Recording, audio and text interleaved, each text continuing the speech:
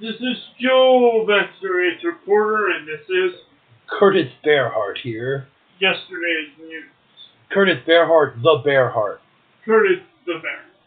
No, it's just Bearheart. But, you know, I'm getting used to the idea of being the Bearheart in my family. I think the other fellas are going to get angry.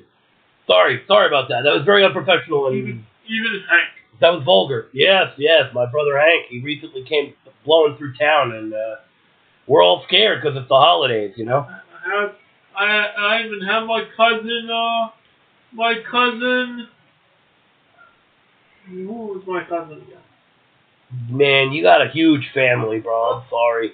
I don't know. I can't remember. I think, I can't remember my cousin's name.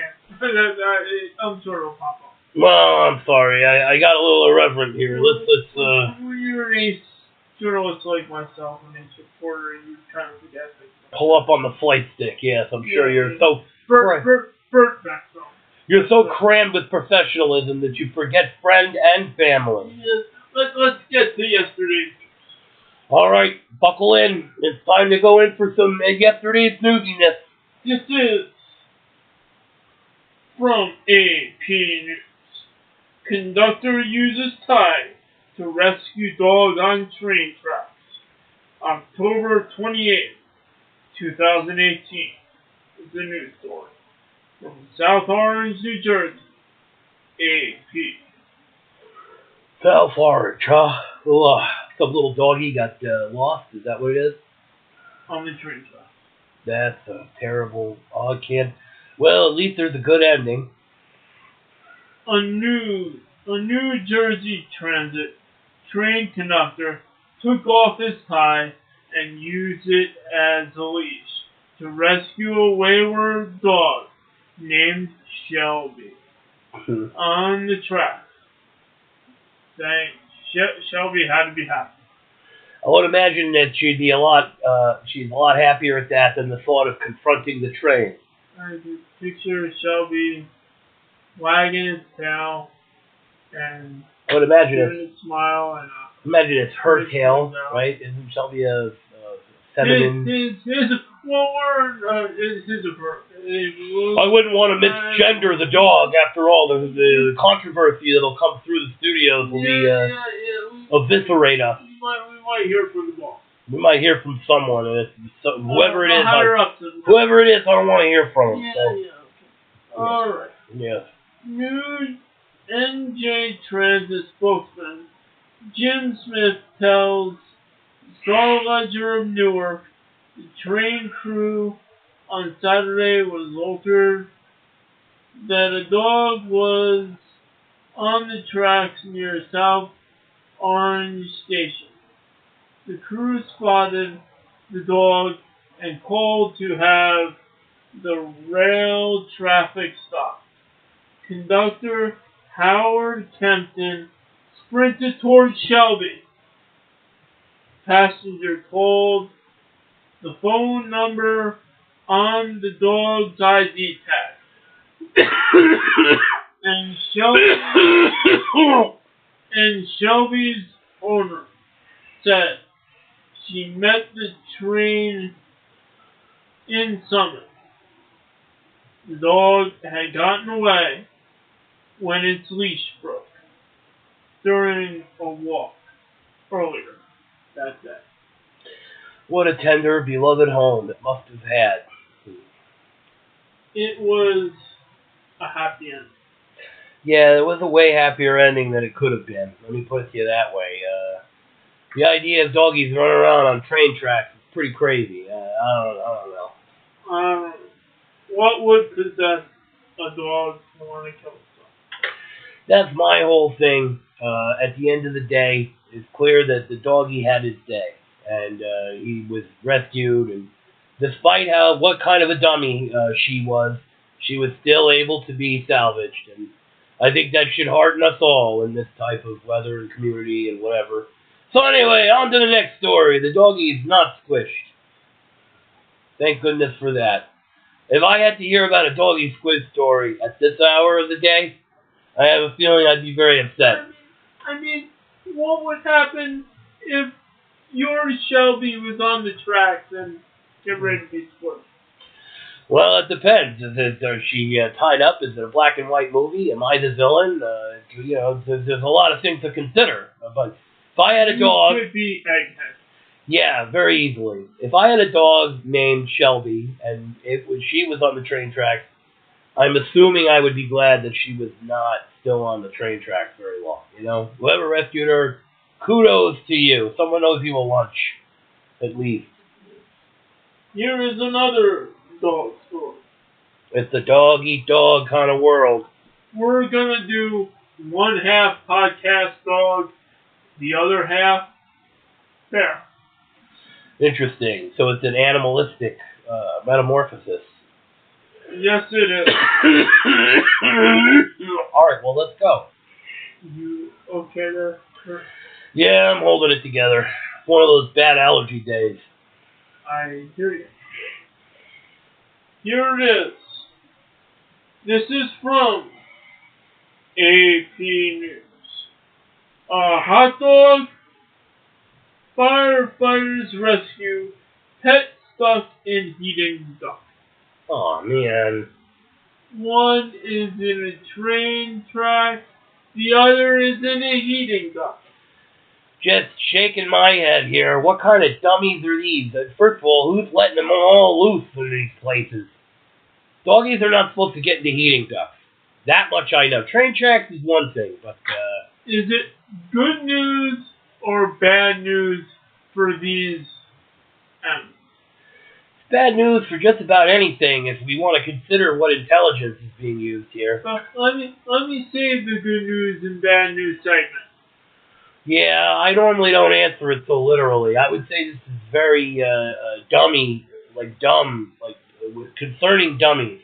Yes, I agree. Yeah. Let's get to the story. Yeah, sorry, I don't mean to impede your professionalism. Okay, here we go. Yeah. West Springfield, Virginia. Oh, man. AP. It wasn't a cat in a tree, but a dog in a heating duct that took firefighters to a home in Virginia. The Fairfax County Fire and Rescue Department arrived Friday night to find the small dog trapped in an HVAC system. Video shows firefighter Mark Williams cutting a hole in the basement ceiling to retrieve the dog. The department says it was a happy, pause sedative outcome for all. What? A happy what? Wait, stop. And that is not for all. Did you say for all? F-U-E-R. For all. And what was the first word? Pause sedative? What? Pause sedative. You know pause. You know the paws that are on the dog? Yeah, I get you. Man, that's rough. I don't know. No, I mean, you didn't write it. I'm just saying, it's a real reach. I don't make the news. I only report. That's exactly right. And I think somebody said these murderous dagger eyes are not meant for you, Mr. Vestu. They're meant incredulously for whoever, it's terrible. I can't stand it. Yeah. It diminishes mankind and my faith in them. It makes me a little less smarter than I actually am. Yes. I feel the vacuum of my brain cells imploding. Okay, at that point, it is time for some fun. This is yesterday's news with golden-throated Joe Vector, 8th reporter, doctor of journalism, and me, good old Kurtis Bearheart, or Kurtis the Bearheart, as I've been called. I'm the Bearheart of Bearhearts. That's what it boils down to. So we're going to pull up on the flight stick before we smash into the side of the mountain here, and I'm going to tell you that yesterday's news is a program on the Joseph Vivaldi Network, the Joseph Vivaldi podcast, the Joseph Vivaldi blog, The Joseph Vivaldi Way of Life. But in the parallel brand is also the Okonos Network, where I originated from, but no longer seem to have a place. But I have to plug it, so I'm gonna. My brother Ricky's got these audiobooks. Well, he's got an audiobook. He's got big plans, Ricky. He's got a lot going on. He's got poetry. He's got his spoken word album on there. And he does this spooky stuff. It's around, it's around this season for spooky stuff, between Halloween and Christmas.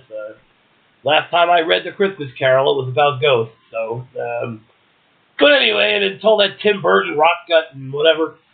So what I'm trying to say is, there's this show where he reads into this spirit radio thing, and I was listening to it. It's kind of creepy. Don't necessarily know what's going on. But it's a paranormal podcast where he records stuff off of spirit radio, and you get to play it back on the Spreaker app and find out exactly what's going on there, if there's anything worth hearing, if there's vocal anomalies. And that's called Temporality's Shadow. That's one of the various channels on the Okonos Network. The Okonos Network, audiobooks, poetry, spoken word, paranormal investigations, and talk. And soon, game design. The Okonos Network, a creative baptism for every day. Check us out on Spreaker.com. And go to Amazon Kindle to get those books of poetry. If you like that sort of thing, I hear it's good. So, anyway, now on to you, Mr. Vector. I am Joe Vector, and as a special guest, I bring on my cousin to do support. It is Bert Vector. Bert Vector, huh? Bert Vector. Vector family is like a veritable chameleon. Yes. I am Bert Vector. Well, my life just got better. I am an adversary of the Joseph Vivaldi Network. That means I should reach across the table and kick your living ass. Isn't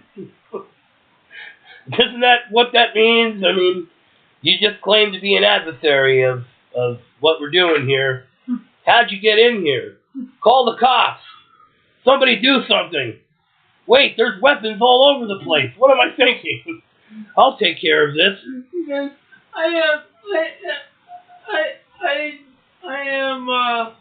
let's just put it this way. I never thought I would miss Totem Wolf a day in my life.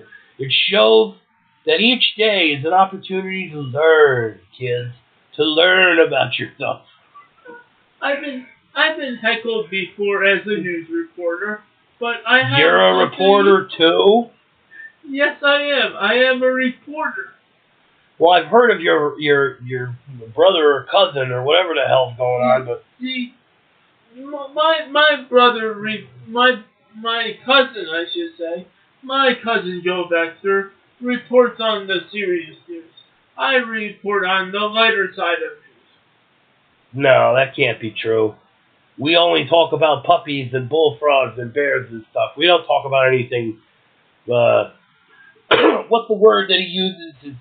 Ricky uses hysteria. We don't entertain hysteria on this show. I don't entertain hysteria too. I think maybe you're a pathological liar. Do you work? What administration do you work from? Who sent you? We're not letting you leave alive until you confess all. I don't know.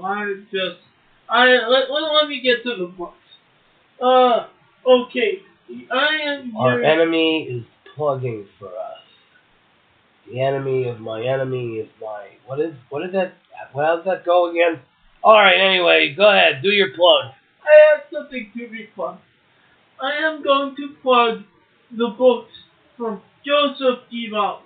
It is called The Learning... What are the books? We'll go again. It is Money Learning the Basics series by Joseph Vivaldi.